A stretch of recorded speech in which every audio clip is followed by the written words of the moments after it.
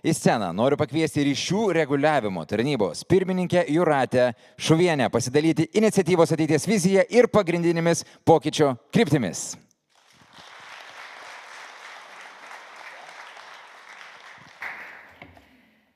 Sveiki visi. Tokios iškalbos, kaip prezidentas turi mokytis ir mokytis, tai aš pasinaudosiu savo skaitmeniniu popieriuku. Jūsų ekscelencija Lietuvos Respublikos prezidentė, gerbiami susirinkusieji, tikrai džiugu matyti vis daugiau naujų veidų prisijungusi prie projekto Nei vienas nėra pamirštas. Prieš 2 metus jį pradėjome siekdami lavinti gyventojų, o ypač vyresnio amžiaus skaitmeninius įgūdžius. Tačiau patyrėme, kad jo esmė yra didžiulis pokytis. Žmogui tai yra pasitikėjimas savimi, galimybė išlikti aktyviu, savarankišku ir oriu visą gyvenimą. Bendruomenėms tai ryšiai tarp žmonių, kartų dialogas ir savanorystės kultūra. Visuomeniai tai ženklas, kad kiekvienas yra svarbus, nepriklausomai nuo amžiaus ir gebėjimų. Projektas Nei vienas nėra pamirštas prasidėjo vos nuo kelių pamokų, kurias kartu su savo kolegomis, RRT kolegomis vedėme 3 amžiaus universitetų bendruomenėse. Po truputį įsibėgėjame, prie projekto jungiasi vis daugiau įmonių, institucijų, organizacijų. Per 2 projekto metus mokymuose sudalyvavo jau minėtas daugiau kaip 15 000 žmonių. Šiemet vasarį per visą Lietuvą nuvilnijo skaitmeninė banga.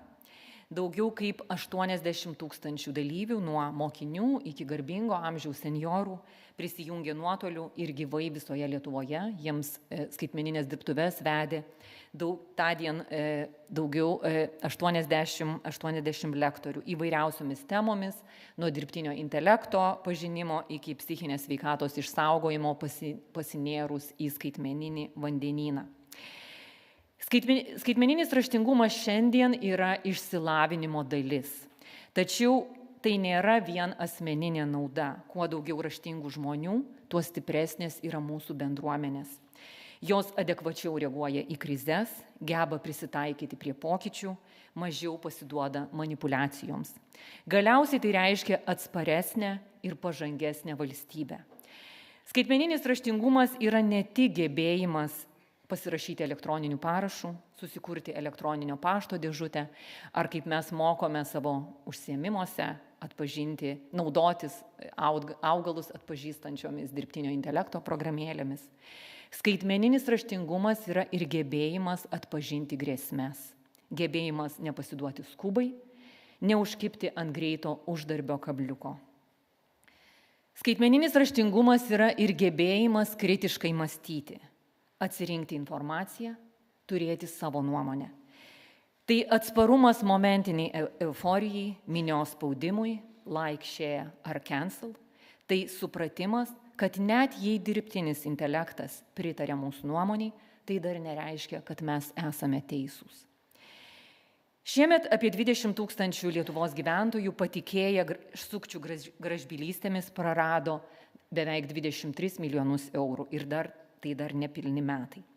Sukčiai apsimetė telekomunikacijų, elektros energijos tiekimo, mažmeninės prekybos įmonių, policijos darbuotojais, na ir šiaip gerai žmonėmis, kurie siūlosi suteikti pagalbą, tarkim, į avariją patekusiam artimam giminaičiui. Neretai kalbėjo rusų kalba. Atrodytų neįtikėtina, kaip galima būti tokiems patikliems. Tačiau kiek kartų mes patys sėdintys šioje salėje ar stebintis prie ekranų patikėjome ir pasidalinome socialiniuose tinkluose rastą informaciją, jos net netikrinę. Ar visada žinomas vardas reiškia objektyvę tiesą ir nieko daugiau? Ar visada esame tikri, kad tai, ką matome ir skaitome, nėra suklastota žinia?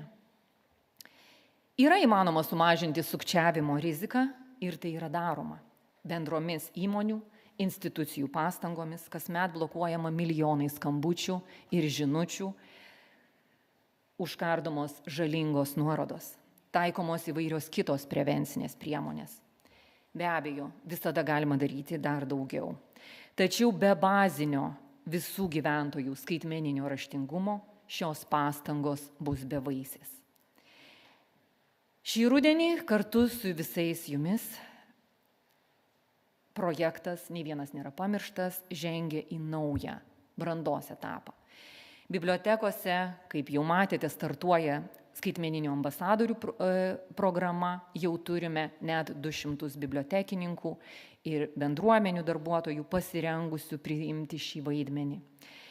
Per ateinančius projekto metus norime pasiekti 3 kartus daugiau, bent 3 kartus daugiau nei iki šiol dalyvavo skaitmeninėse dirbtuvėse, tai yra bent jau 50 000 žmonių per metus.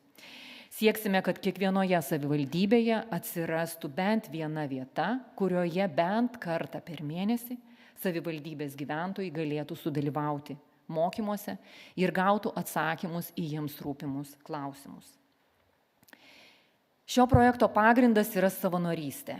Prie projekto jau prisijungė apie 300 partnerių nuo savivaldybių iki technologijų įmonių.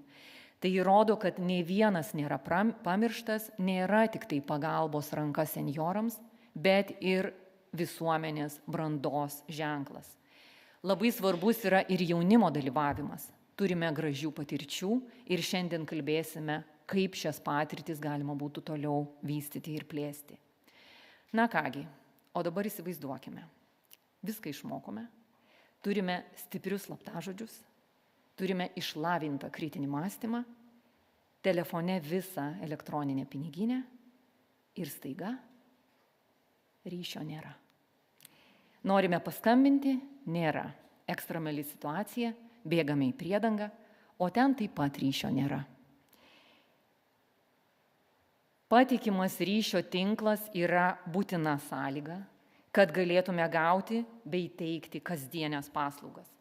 Būtume informuoti kritinėse situacijose, galėtume išnaudoti visą planuojamų statyti dirbtinio intelekto fabriko ar duomenų centrų potencialą. Ryšio infrastruktūra yra neatsiejama valstybės pažangos dalis. Sparčiai augant duomenų centrams, srautams, nusikaltimams persikeliant į skaitmeninę erdvę, nesiliaujant žalingiams radijo trukdžiams, ryšio kokybės ir atsparumo užtikrinimas tampa ir nacionalinio saugumo klausimu. Šiuo metu beveik 20% gyvenamųjų patalpų patenka į taip vadinamas baltasias zonas, teritorijos, kuriuose ryšys yra prastas.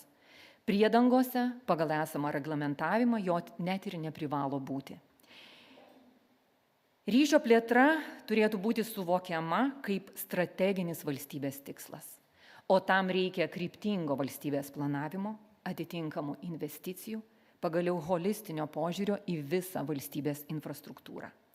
Reikalingas glaudus centrinės valdžios, savivaldybių ir verslo bendradarbiavimas. Puiku, kad šiandien tai taip pat šio renginio tema. Dėkoju visiems Lietuvos Respublikos prezidentui, partneriams, institucijoms, lektoriams, gestų kalbos vertėjams, mokiniams, bibliotekininkams pasiryžusiems priimti skaitmeninių ambasadorių iššūkį, savo šauniems RRT kolegoms, visiems šio projekto dalyviams.